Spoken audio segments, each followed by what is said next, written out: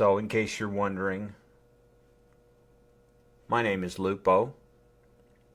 I'm the founder and owner of Dope Comics and the creator of Simpy the Cotton Wiener. I'm 40 years old. I have a career in civil engineering, and I've been an aspiring comic book artist for my entire adult life. Or, in other words, a failure in the comic book industry. Now, failure does not scare me. In fact, I've heard that many great successes in life have that in common, that they allow themselves to fail time and time again so that they may learn, that they may grow, and that they may become better. And I feel like I've tapped into that. None of us are perfect. And in today's age, what we see on social media and what have you is edited snippets of people's lives showcasing just what it is that are their successes. I have never been one to flaunt in that respect the highlights of my life, if you will. The only thing I've persistently clipped from my life are the progress, or is the progress, that I've made as an artist. I came out of art school in about 2008 and wasn't very satisfied with my education. But not to point the finger at anyone, it was at that point in my life that I started looking inward. And even at that age, I had a notion to make it my priority and my problem that I wasn't as good as I wanted to be. And that drove me to continue my path as an artist and stick to the path, as twisted and uphill as it may be. I continued onward, and I thank myself for it today. As I mentioned, I'm single, and I've actually spent probably more years in between in the last 20 years. I've probably spent more time single than being with a partner. That has granted me lots of time to focus on my art, focus on a career, focus on building and making it so that I always had money in the bank and responsibilities were always covered.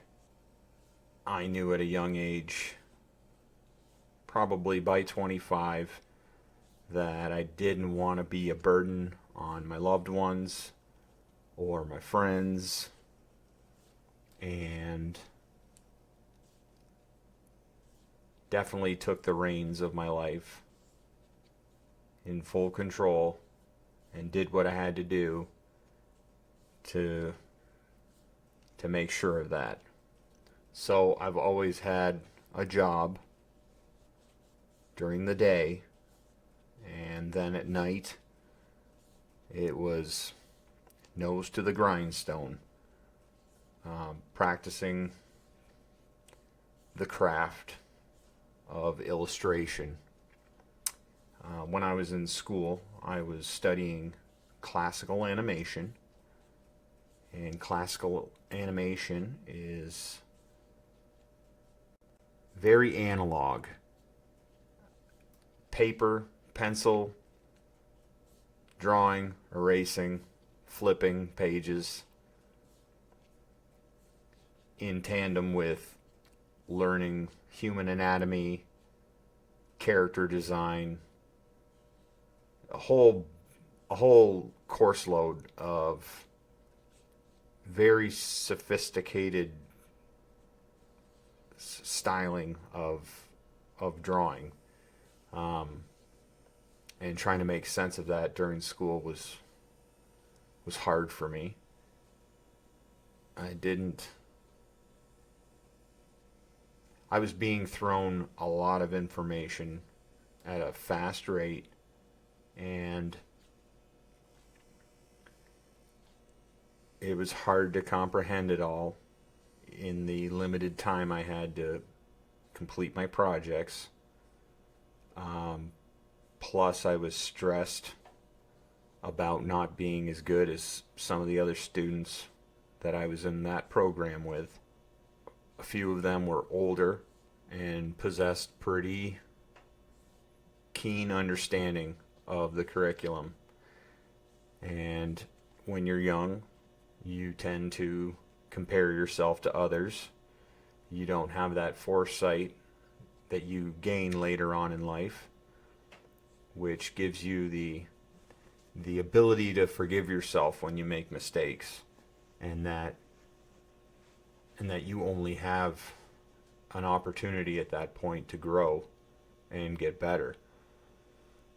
And I actually dropped out of college 2 years into my program after coming to the realization that I wasn't getting out of it what I thought I should be.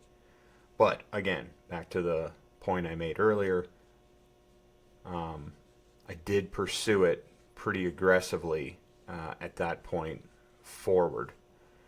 So again, always had a day job, always made sure my ends were met financially, and learned to juggle a day job and the craft. And after many years of practice, it became easier. I started to develop techniques, branch out from analog, move to a digital platform, and utilize that to get quicker, and especially doing art digitally,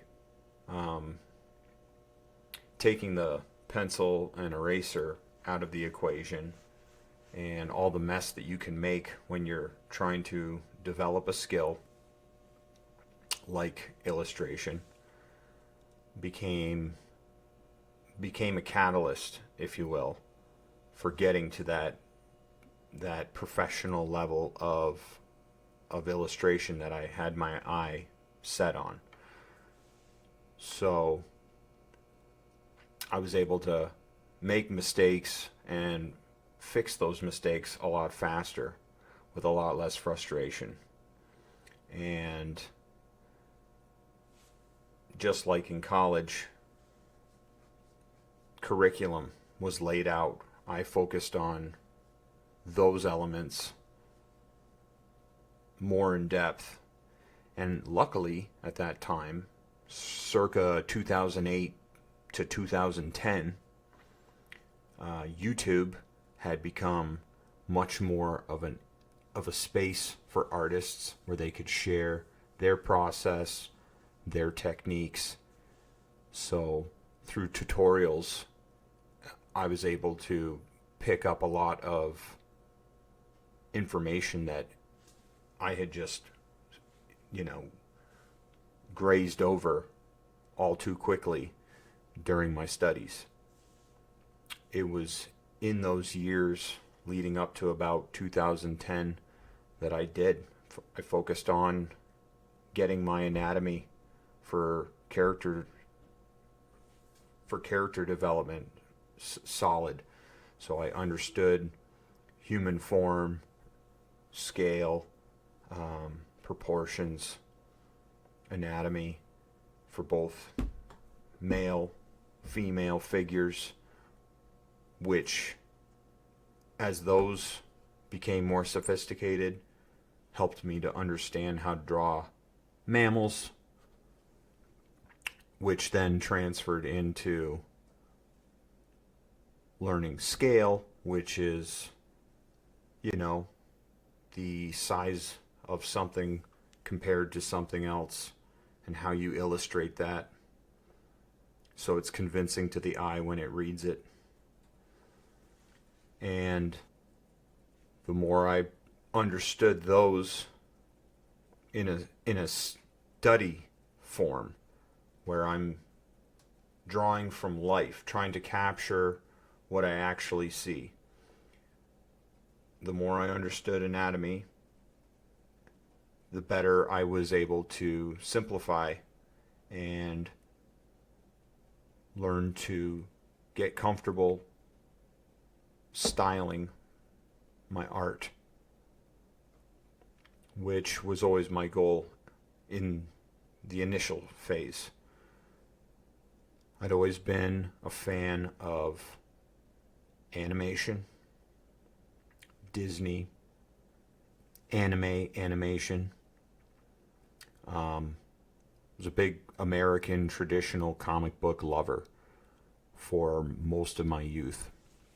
And during those years in college, that was a big part of the inspiration that kept me focused and yearning to build my work to that level.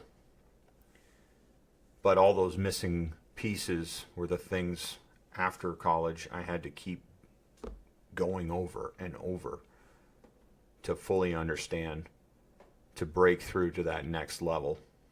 Once I got that under my belt, I was able to branch out, start finding a style, which took me quite a long time.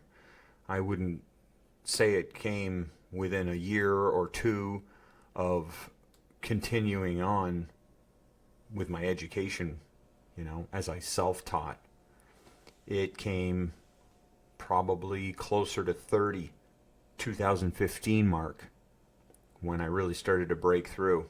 And by that time, I started having a clearer idea of where I wanted to put my skills.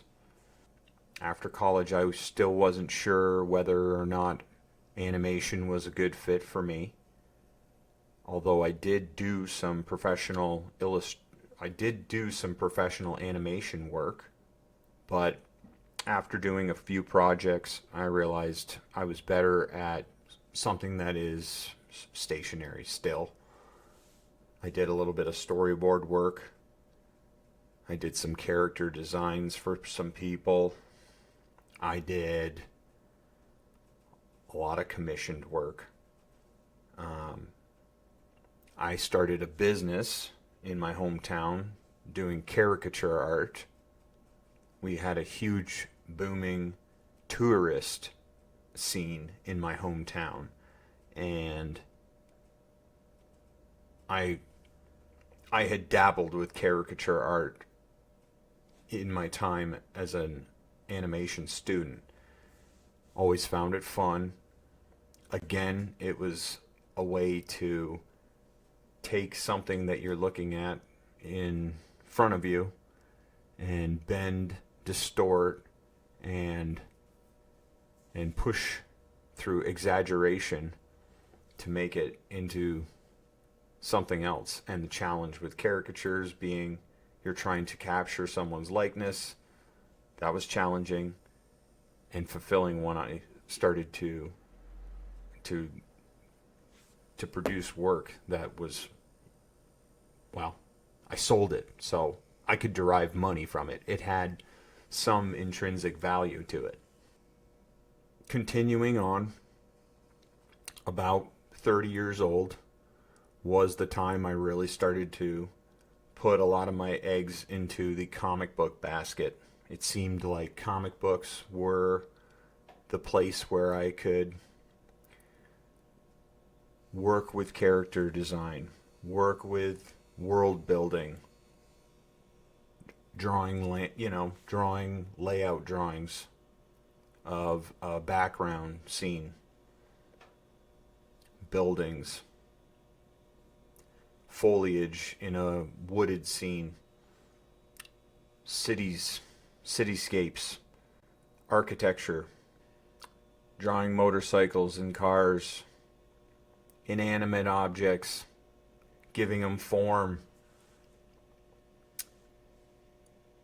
playing with characters, their expressions, their body language, moving the characters in dynamic poses, action, still, all those things that make up a good read when you enjoy a comic book. And I tried my hand at working with a writer early on, about 2010. He had all of his ducks in a row as far as script writing, and produced a pretty intense story to which I, again, had a day job, but at nighttime, lived in the country, was away from all the noise, and made that my focus. Now, I lacked a lot of the intel on how to properly design a comic book. I remember that particular book I was not working on, and if you know, you know, but in the comic book industry, you're typically in the States, you're working on 11 by 17 Bristol. There are templated lines to indicate on the page where your artwork is going to be featured. Now, for that book, I was drawing panels on 8.5 by 11 pieces of computer printer paper, and then formatting them into the page size that the writer and myself decided we wanted the size of the book to be.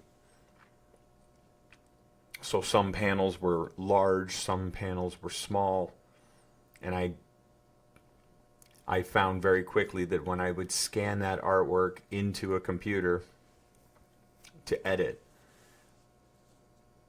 I still at that time didn't know much about resolution or scaling those images down to a size or up to a size they needed to be fitted. And there was a lot of inconsistency from panel to panel with the quality of the line or the resolution at how that image was scanned. So it was very choppy. But I knew, working on that there was something about storytelling, and I had that already from being in animation school, that you were always dependent on the story first to elude through your characters the emotion, the feeling, the whole vibe. And that was something I was picking up in the things that were influencing me at that time. So after that project ended, we got about 65 pages into that graphic novel before we parted ways. And I can go into all these things more in depth in the future. But at that point, it was embedded in me that I was going to find other writers to work with. and continue on that path. So I occupied my free time with a lot of sketchbook work, drawing different characters, trying different styles, continuing to go back and practice anatomy. It's one of those things that if you don't practice it enough, you lose it. And once you're in deep study, you're in the zone and you're kind of chipping away at the layers of this thing you're trying to master. It's in those moments that you really grasp a new technique or a new way of thinking about what it is you're doing. And that can spark growth, but in order to keep that, you have to keep practicing. And there were plenty of years where I would drift, chasing girls, hanging out with people I probably shouldn't have been, doing other artistic endeavors. I was musically inclined, so I tried my hand at writing music. I played a lot of guitar back then. I joined bands. So sometimes I would come about on some breakthrough in my art, but I wouldn't stick to it long enough. And time would pass and I would have to get back there. I'd have to get back to that point I had a breakthrough at. And somewhere around 30, I had tried even doing tattooing. And when that didn't end up being what I thought it would,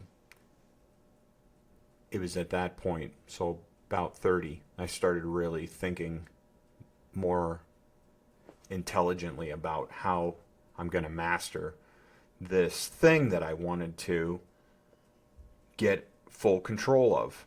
And that is when I decided I needed to really work on my focus.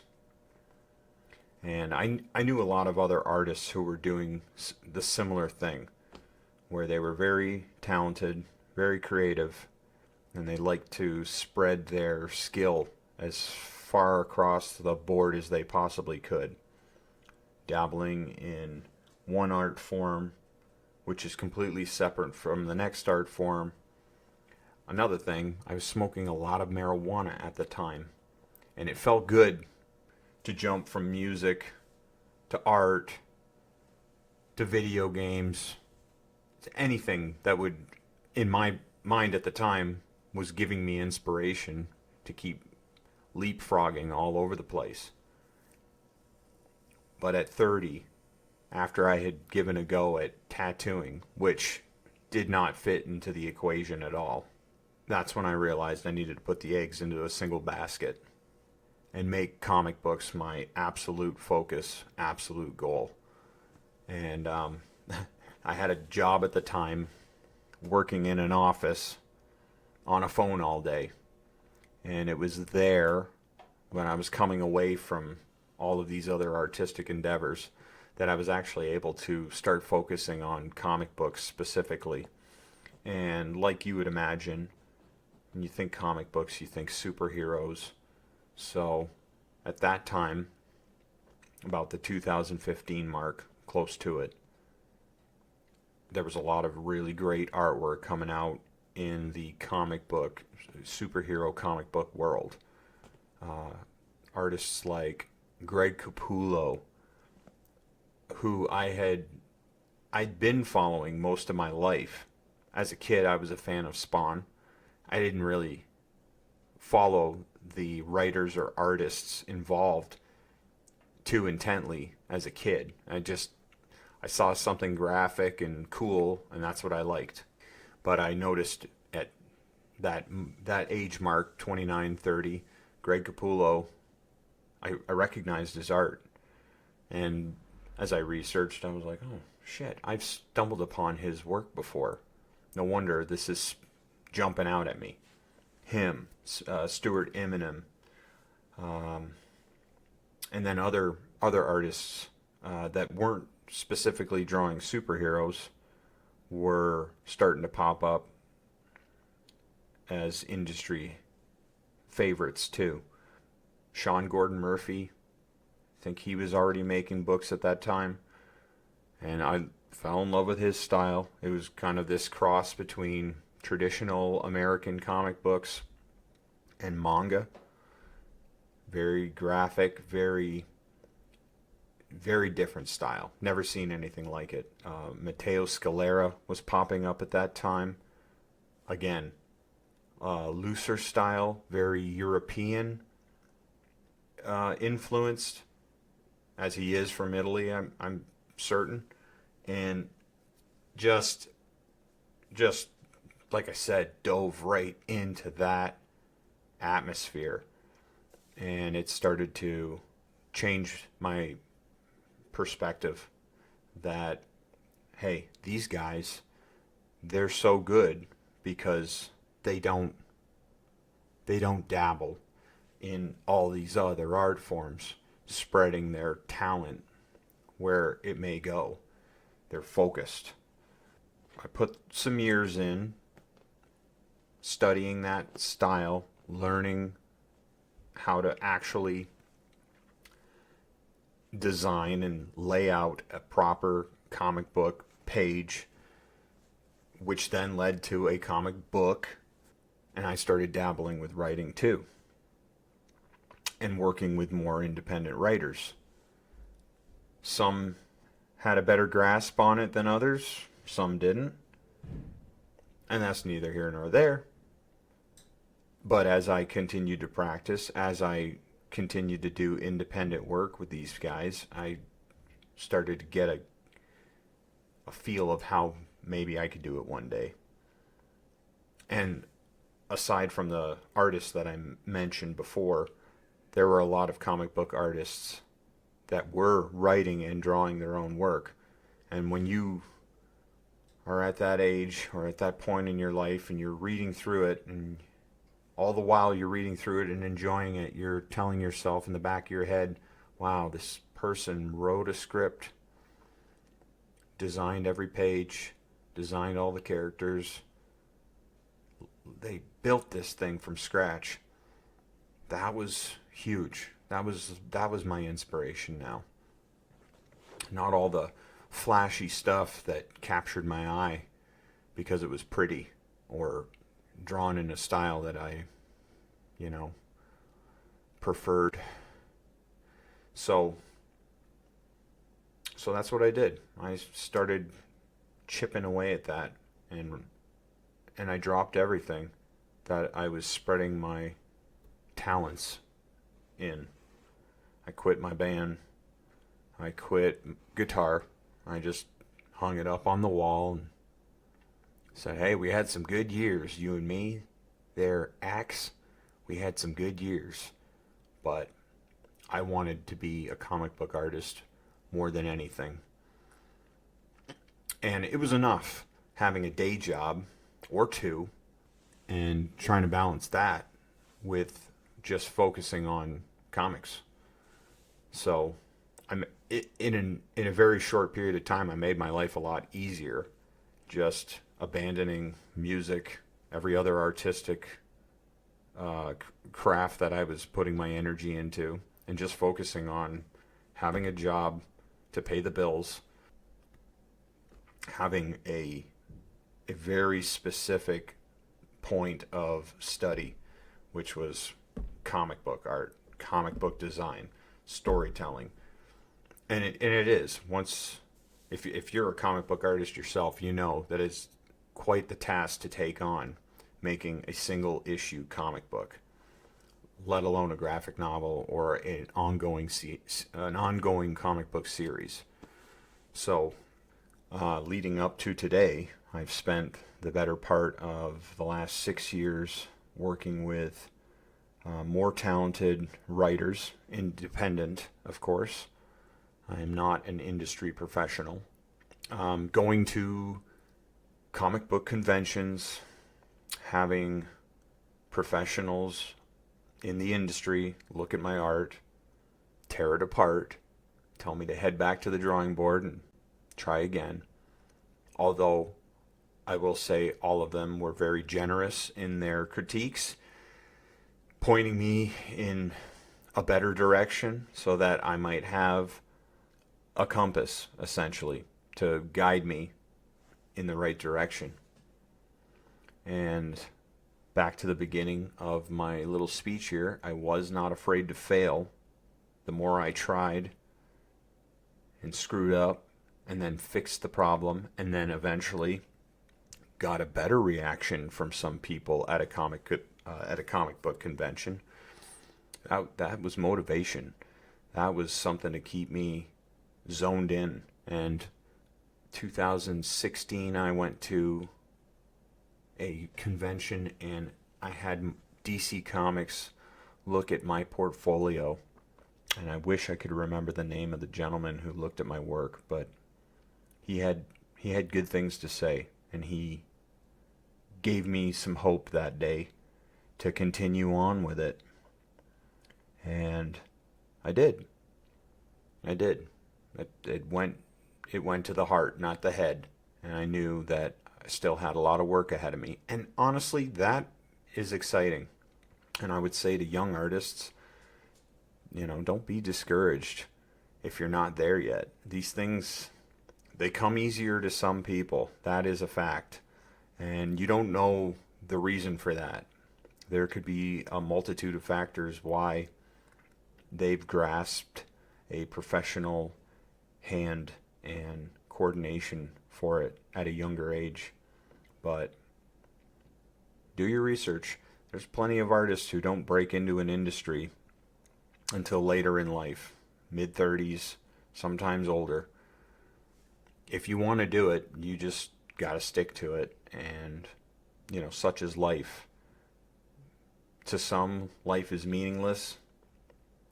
You got to make meaning for your life. And comic books has been the one thing that has kept me engaged, interested, happy. It has isolated me and almost alienated some people out of my life, but for the good. Always hung around a group of people that never really shared the same interest or passion. And unfortunately, those that did were usually the writers I ended up working with. And then we'd have our differences and we'd go our separate ways. And that's fine. That happens. So, again, embracing the suck and accepting that you're going to fail sometimes is okay. You keep on keeping on, and before you know it, you've got skill under your belt. And the more I stuck to it over the years, the easier it got. If I wanted to switch styles, that became easier. It was merely, and at this point in my life, it's merely I can research what I want my style to look like if I have an idea in my head. And by simply reading through an artist's work, looking at how they design their characters, looking at how they build their worlds, how they use their line quality, how they render, I can see it now. I've practiced those techniques. I've utilized the internet to expand on my knowledge of all these things. Once it was YouTube tutorials, later on it was maybe joining a Patreon for a couple of months and getting some professionals, personal technique that they learned in that industry from some industry professional. Once you start delving into American comic books, you'll find that a lot of the techniques, styles, tools that they use, they're pretty ubiquitous. They're almost used all the way across the board, just in different ways. But you want your line to look a certain way, well, you might be looking at someone who inked those lines with a micron or a nib or a brush. And I would say to young artists, if you're comic book artists, if you want to achieve that, you gotta go and buy those supplies and start practicing with them. Get obsessed, make it your only focus. Focus on one aspect at a time until you have all the skills well figured out that you can manipulate them. And like I said, it just takes a lot of time. Don't be afraid to fail. Don't compare yourself to others. Give yourself the time to work it out. Have a day job so that you don't live in your parents' basement being a burden on them. Learn to find balance in your life and continue that until you start to achieve your goals. It's easier said than done. It takes a long time. And hell, if you're a young artist and you're listening to me go on here, that is the one thing you can take from this video is don't be afraid to fail. Give yourself time, and I mean years, maybe 10 full years of study, practice, and you'll get there. Anyhow, this video is approaching 40 minutes, and I'm probably going to edit some of it. So if you've watched, I really appreciate your time. Maybe you learned something, and if you like it, let me know. I will say I'm not concerned with likes, comments, and shares on this YouTube channel. I do have a book out. It's in pre-launch on Kickstarter. It's called Simpy the Cotton Wiener. It's a comedy.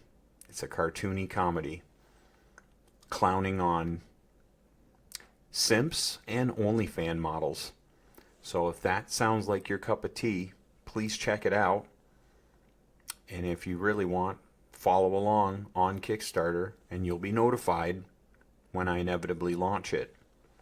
I'm sitting with 18 followers as of today. I'd like to get that number up to about 300 before I launch. Anyhow, Lupo, Dope Comics, Simpy the Cotton Wiener. I hope to see you again. Thank you. Have a great day.